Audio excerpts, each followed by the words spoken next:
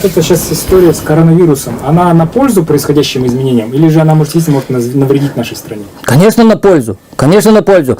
Когда человек не хочет бороться за свободу, не хочет жить по Божьим законам, за него это будет делать природа и Бог.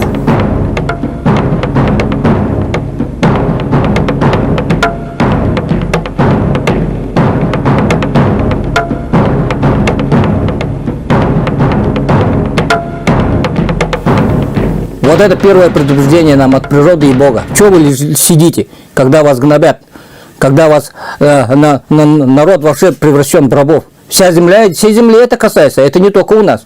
Чего вы сидите, молчите? Все это первое предупреждение от Бога. Дальше будем так сидеть, молчать. Еще хуже катаклизмы будут.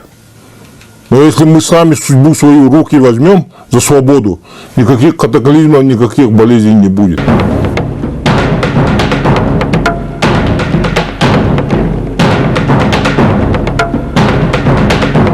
Это просто предупреждение от Бога, от природы. Пока первое. Так что надо просыпаться, бороться за свою свободу и права. Это просто предупреждение.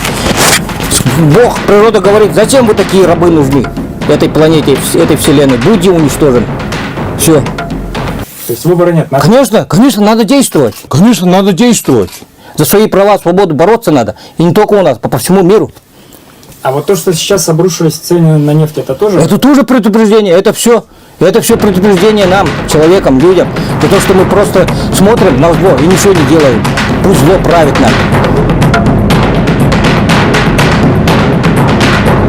Бог природа скажет, нет, так не пойдет, ребята. Если вы будете так без дела сидеть, мы вас вместе с этим злом уничтожим.